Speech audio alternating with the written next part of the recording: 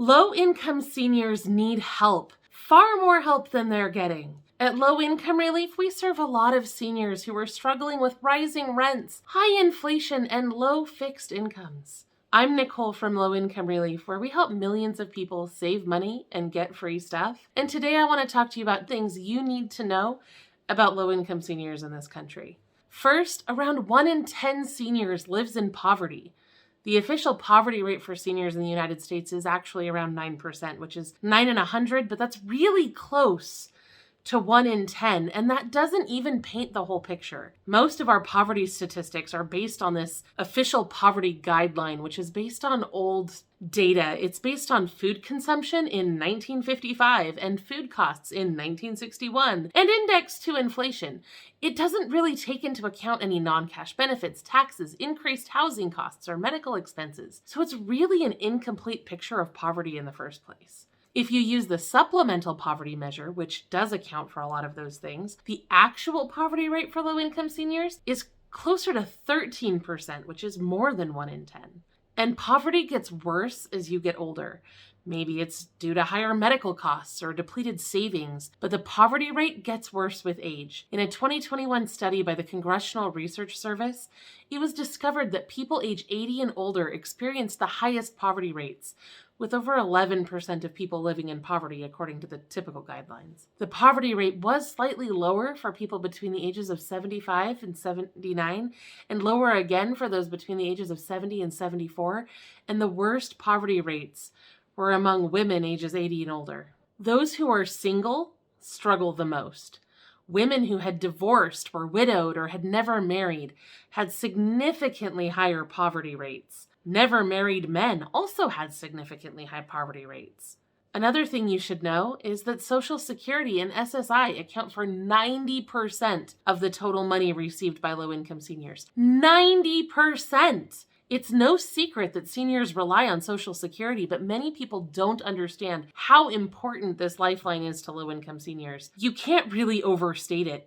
The Social Security Administration has said that 90% of people aged 65 and older receive Social Security benefits, and these benefits represent 30% of the income of the elderly and 90% of the income for low-income seniors. In fact, the Congressional Research Service even said that the poverty rate for individuals over the age of 65 would increase by a shocking 32% if they excluded Social Security benefits from their calculations. That would put the poverty rate at almost 1 in 2. So basically, Social Security is critical for low-income seniors, but it doesn't pay enough, and even those yearly COLAs are offset by reductions in other benefits. The average Social Security payment is just $1,657 per month as of January 2022.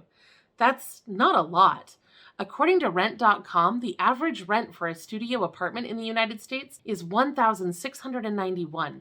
That's more than the average Social Security payment, which means on average, seniors don't have enough for rent, let alone the other necessities of life. But let's look at some more averages, shall we? The average cost for food for one person is $342.11 a month, but the average senior lives in a household with 3 people, so they actually need around $1,000 a month for food.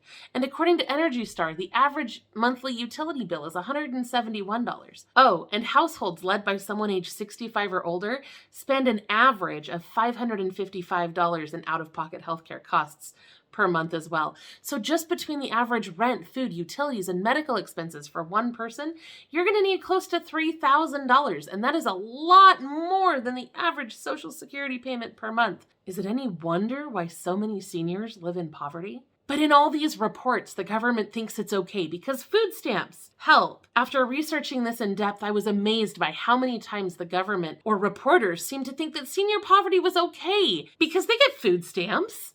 What? I hear from so many seniors who can't afford their housing or their medicine or their meals, but they only get $20 in food stamps. That's not okay. But do you know what's really not okay? The National Council on Aging states that 3 out of every 5 seniors who are eligible for food stamps are not getting them.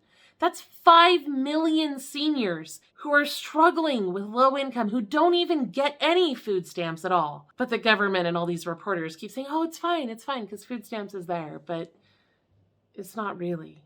Of those who do get food stamps, only 16% are making the most of those benefits by utilizing the medical expense deduction. It's expected that a lot of seniors could get a lot more food stamps if they used this. So please check out our video on how to get more food stamps if you are a senior who gets those benefits. And of course, the Congressional Research Service also found that medical expenses are a major factor in senior poverty. Surprise, right? They found specifically that medical expenses are one of the biggest impacts in expenses in senior budgets. The Bureau of Labor Statistics estimates that seniors pay an average of $6,668 per year on out-of-pocket healthcare, which is about $555 per month. Now, there are some things that can help with this if it's something you're struggling with. Medicare obviously can offset a lot of medical expenses, but many seniors don't know how to get the best plan. For that, I recommend contacting your local area agency on aging. They often have someone available who specializes in Medicare and can help you find the best plan for your specific situation. Low-income seniors may also be able to get dual enrollment in Medicaid, which offers free, limited healthcare coverage and can fill in those gaps that Medicare leaves behind. I have another video about dual enrollment and how that works that can answer some of your questions. And for prescriptions, I recommend a tool like GoodRx. Our family uses this to drastically reduce our out-of-pocket costs for meds. It is amazing, and again, that is called GoodRx. So today we've covered a lot of things you need to know about low-income seniors, but the biggest takeaway that I hope you take from this video is that Social Security is critical, and it's just not enough. We need more help for low-income seniors, and it's something I truly hope our elected officials will act on. So if you also support a Social Security increase, please reach out to your elected officials and let them know. In the meantime, please subscribe to our channel for more ways to save money and get free stuff.